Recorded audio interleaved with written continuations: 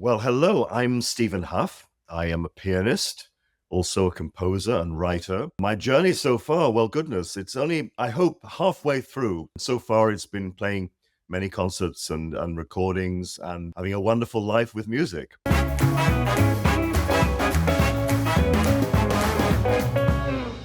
If we think about your breakthrough moments in your career, I'm sure that there's like three that really were pivotal. Could you kind of narrow down, those moments and kind of talk about maybe three of those? Well, professionally, certainly the breakthrough moment was winning the number competition in 1983. I was at Juilliard. I just finished my master's and I was beginning a doctorate there. And I was, I guess, 21 years old. And I was expecting to be a student for the next 5 years and enjoy myself with my friends, do some work, but not too much. But then I entered the number competition on a bit of a whim and was surprised as I passed through each round and then found myself on the main stage of Carnegie Hall. And then even more surprised and shocked, horrified perhaps even, when I was announced as the winner. And I had to begin an adult life the next day. So I needed a manager, I needed a social security number, I needed an accountant and a travel agent and all of these things instantly. And, so what will you play with the Chicago Symphony next summer? So what recording would you like to make? I had no idea. I knew what I wanted for lunch and I knew which bar we'd be going to the next night, but I didn't know anything else like this, any of this serious adult life. So that was, the big breakthrough moment. It was a difficult one because I wasn't prepared even pianistically in a way. No one is ever completely prepared.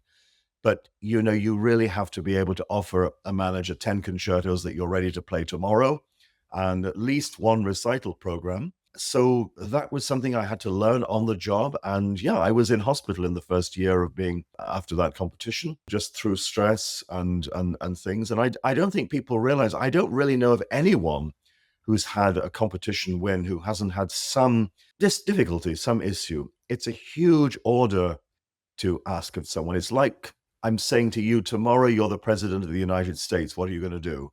It's a big new life. And so I think students perhaps are not prepared enough by teachers and by institutions for what might happen if they win. I said to a student of mine, he was entering various competitions and he was all excited about it. And I said, well, do you want to win? And he looked at me shocked. And I said, well, do you want to play 100 concerts next year?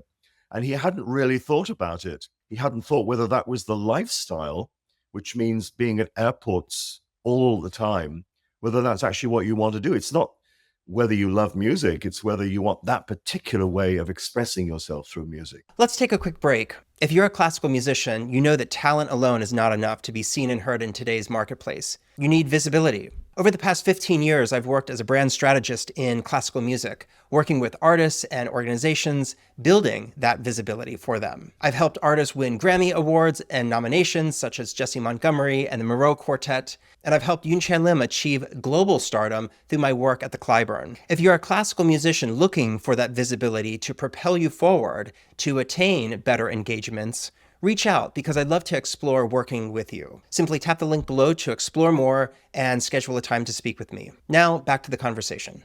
So that answers your question, one of the breakthrough moments.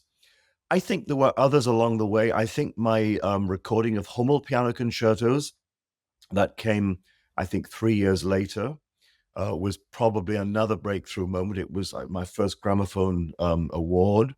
And it became the best-selling record of the Chandos label and so on. And so that led to many things from there. The third breakthrough moment, I don't really know. Perhaps it's happening right now in that I just released this album of my piano concerto. So I've written a lot of music. I've written about 40 published works, but this is my first piano concerto. And it's the genre that composer-pianists always used from Mozart right through to Bartok, Rachmaninoff, Prokofiev, Bartok, Shostakovich. They all wrote piano concertos for themselves to play. And this is a tradition that's kind of gone away a little bit, but I hope to encourage people to start doing that again. So this album came out a few weeks ago. So, okay, those are three I've plucked out of the air for you this morning as I drink my mug of coffee here. Yeah, that's perfect. That's perfect. Very, very fascinating. And I definitely want to get to speaking about the first piano concerto that you wrote, The World of Yesterday. But a few more questions before we do that. And actually, just one in particular, and that is when you think about musical influences that shaped your approach and particularly your sound today, who were those people or just influences at large? You mean to my playing or to my composing? I'm sorry, to your playing and the sound of your playing, the particular sound that you have. When I was starting to play the piano, we had no classical music in the house at all, no records, nothing. The radio was never on the classical channel. It was always on Frank Sinatra and Petula Clark and so on. So when I came to study the piano, my parents started to buy records. They were fantastically supportive, and my father became absolutely riveted by music and listened to nothing else once he discovered it. It was a wonderful transformation. And one of the first records they bought for me was Keyboard Giants of the Past, and it was a compilation of different pianists who were active in the early 20th century. And these were recordings from the 1920s and 1930s. And I have to say that that world of those pianists, and I think particularly of Alfred Cortot, of Rachmaninoff, these were people who, to this day, are my mentors, idols, inspirations. The world of great piano playing, unashamedly for itself, in linking sound, rubato, and virtuosity together. And I think this is something that we can still, very much learn from today. Yeah, fascinating. If we now switch gears and talk about this first piano concerto that you composed, The World of Yesterday, I know both myself and our listeners really are curious how this all came about, what your process, your creative process looked like to write it, et cetera. So could you kind of dive into that? Sure. Well, this would never have happened without the pandemic, not just because I had the time to write it, or at least to do most of the work on it during that time, but the whole project came to me from an email early in 2021. And this was a film director in Los Angeles who was going to make a movie about a concert pianist writing a piano concerto.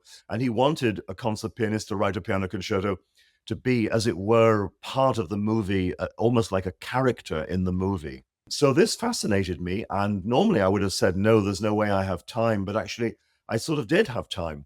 So I started thinking about this. The story was an aging Austrian baroness who commissions a young American composer to complete the sketches that her sister had left before she died. And he's invited to her chateau in the mountains and given a huge amount of money, and he looks at the sketches and starts getting to work. I mean, the story is quite involved, and she turns out to be a psychopath, and he escapes from this castle and over the Alps and finds his way back to the States. And then a year later plays the piano concerto in the final frames of the movie. And I thought it was a great idea for a movie. He sent me the script. I thought it was terrific. So I got to work really the day I got this email. So the first thing I wanted to do was to think of it almost in a Wagnerian way so that the characters would each have a theme. So I wrote a sort of Austrian waltz, a very decadent sounding corn gold waltz for the Baroness. And I wrote a kind of wide open sky melody for the American composer. We're talking 1932. So I'm thinking Copland, Roy Harris, William Schumann, that whole generation of American composers. And I got to work, and I was very inspired by this. It was a wonderful way to fill my days when I was basically stuck in the house. We spoke a lot about it, and he said he wanted the last frame of the movie to be the audience leaping to their feet, screaming with applause.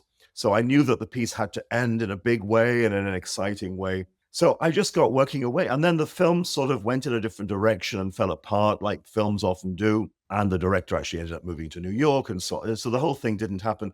But I had all these sketches for a piano concerto. So I got in touch with my manager and I said, do you think we can get some orchestras interested in commissioning this as a concert piece? So they made some calls. And actually, Utah Symphony, where I did the premiere, I think within an hour, I said, we want this. So that was very exciting. And then the Halle Orchestra in Manchester also wanted to be involved, and Hyperion said, well, we'll record it. And so the whole thing really came about. And this was, I guess, in 2023 or so. And it was premiered last year, just over a year ago in Utah. And as you said, the recording has just come out less than a month ago. So And in fact, I'm off to Portland tomorrow to play 3 performances of it out there. Oh, awesome. No, I'm thrilled to hear that. And yes, for anyone, and I think the work is incredible, but for anyone who hasn't listened to it, especially our listeners on this podcast, definitely check it out. The World of Yesterday, out now.